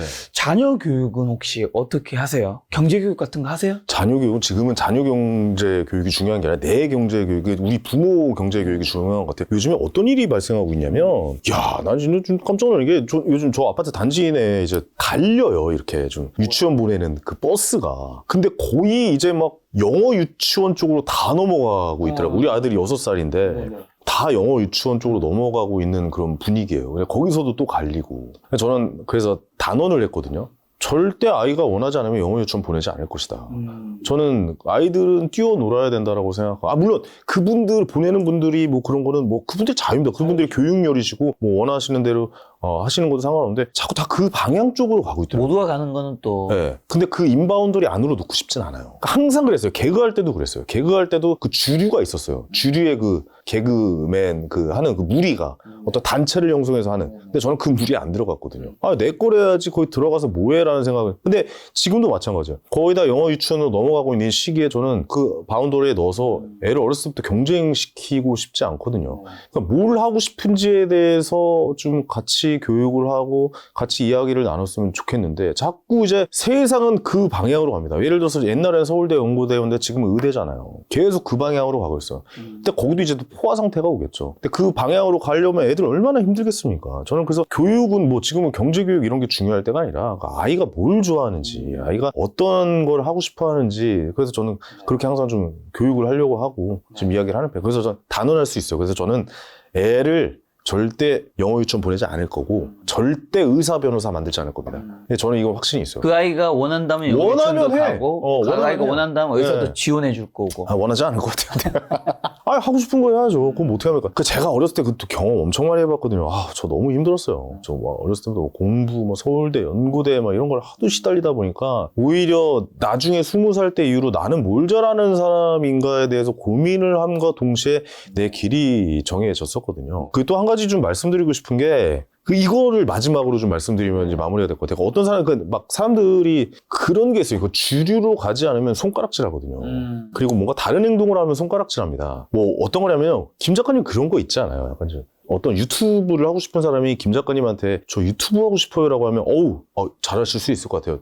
힘내시오, 화이팅 하십시오 이렇게 얘기하잖아요. 근데 이 유튜브 하고 싶은 사람들이 친구들한테 나 유튜브 할 거라면 야 그런 걸 왜 해? 쓸데없는 짓 하고 있어. 그게 뭐야? 그렇죠. 근데 유튜버는 알아. 왜냐 그 모습이 있었으니까 나도 옛날 그때의 그 모습이 있었던 거죠. 어떤 개그맨 지망생 친구가 저한테 와요. 선배님이라고 불러도 됩니까? 맘대로 해.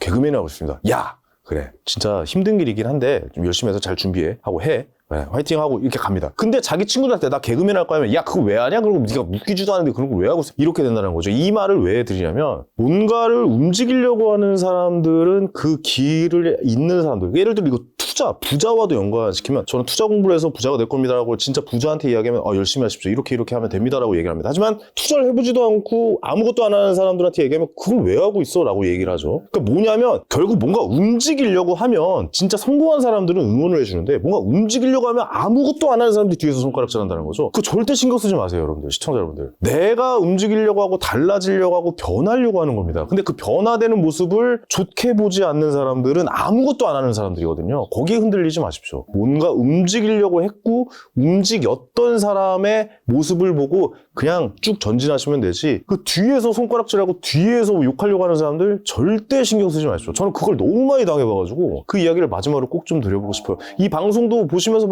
악플 달고 저게 되겠어? 그런 사람들 다 있어요. 근데 결국 그 사람들은 아무것도 안 했던 사람들이다. 뭔가를 했던 사람은 움직이는 거에 대해서 환호를 보내주고 박수를 쳐줍니다. 저는 그 말을 꼭 한번 드려보고 싶었어요. 말씀하신 것이 되게 와닿는 거라 어쨌든 시간을 가치 있게 만들어야 되는 거죠. 거기서 저는 드는 생각이 내가 만나는 사람이 어떤 사람이냐가 나를 되게 밑으로 떨어뜨릴 수도 있고 맞아요. 위로 올라갈 수 생각하는 게 예를 들어 아주 단순한 예로 이제 대표님이 최근에 테니스 시작하셨잖아요. 테니스 시작했어요. 테니스 시작했잖아요. 시작한 이유가 뭐예요? 김 작가. 그러니까 뭐냐면 제가 테니스를 한 1년 정도 됐는데 너무 재밌고 운동 좋으니까 그게 아니라 탁구를 쳤는데 저한테 발렸어요. 그래서 테니스를 시작으로. 그래가지고 이제 황희 대표님이 이제 테니스 채 라켓 고르는 거랑 그다음에 심지어 맞아요. 같은 장소에서 레슨을 받거든요. 재밌어요. 같은 선생님한테. 너무 재밌어요. 근데 이제 만약에 제가 아니었어도 언젠가 할 수 있겠지만 지금은 아니었겠죠. 그렇죠. 근데 내 주변에 누가 있느냐로 인해서 평생 안 치던 테니스를 칠 수도 있고 맞아요. 어떤 사람은 뭐 유튜브를 할 수도 있고 맞습니다. 뭐 그게 결정되는 것들이 저 예전에 제 친구들한테 개그맨 된다고 했을 때 네가 지금 한 말이 제일 웃겼다라고 했어요. 지금 하면 야 그 말이 제일 웃기다. 이런 이야기도 했었고 옛날 투자한다고 했을 때 무슨 연예인이 무슨 투자야. 다 망한다고 하는데 그런 두 번의 비웃음들이 있었습니다. 그 두 번의 비웃음들이 저한테 가장 큰 웃음으로 다가왔죠. 그 남의 비웃음을 절대 두려워하지 마시고 투자하려면 괴롭습니다. 돈도 모아야 되고 언제든지 자산을 좀 이렇게 계속해서 모아야 되는 거 막연해요. 어떻게 해야 될지도 모르겠고 어떻게 가야 될지도 모르겠고 누구한테 이야기해야 될지도 모르겠고 하는데 뒤에서 막 사람들 비웃고 있고 힘듭니다. 네. 그렇죠. 힘들기 때문에 아무나 안 되는 거예요. 여러분들의 그 생각을 쭉 직진해서 믿음을 갖고 같이 가보시는 것도 저는 좋다고 생각합니다. 언제든지 여러분들 소비, 여러분들 시간, 여러분의 투자 저는 지속적으로 응원할 겁니다. 할 수 있습니다. 공부의 영역입니다. 가능한 부분이에요. 꼭 달성하시기 바랍니다. 자 오랜만에 김작가 TV에 나오셨는데 이제 곧 다음 주 추석이잖아요. 네. 저희 시청자분들 추석 인사랑 마지막 그냥 투자든 뭐든 좋은 말씀 한마디 해주고 네네. 가신다면 추석도 사실 좋은 시기로 둘 수 있거든요. 왜냐면 이제 4분기가 시작이 되잖아요. 4분기 전에 어떻게 보면 금리 인상이나 이런 시기도 마무리할 수 있는 좋은 시간이고 그리고 다음 투자는 무엇인지에 대해서 집에서 혼자 생각하면서 알차게 이 시간을 보낼 수 있는 좋은 시기거든요. 왜냐면 이 시기에 또 책도 읽고 책 읽기 정말 좋은 시기잖아요. 6일 동안 연휴니까. 네. 이 시기에 어떻게 보면 그동안 고민이었던 부분들을 결정 내릴 수도 있는 시간입니다. 그렇게 시간은 가치 있게 쓰셨으면 좋겠고 오늘 이 시간 저에게도 이 방송을 보신다는 것도 저에게 이 시간을 주신 거예요. 그렇죠. 많은 시청자 막 몇몇 명 되시는 분들이 저에게 시간을 주신 겁니다. 왜냐면 자기 시간을 써서 내 영상을 보고 있는 거 아닙니까? 그 시간이 충분히 가치 있는 시간으로 남기를 진심으로 기원하면서 여러분의 성투를 진심으로 응원하겠습니다. 네. 여러분 추석 연휴 미리 잘 보내시기 바란다는 말씀은 끝으로 오늘 방송 마치도록 하겠습니다. 오늘 만나요 손님은 개그맨 황희 대표님이었습니다. 지금까지 여러분 소중한 시간 함께 해주셔서 정말 감사합니다. 오늘도 김 작가였습니다. 고생 많으셨습니다. 고생하셨습니다.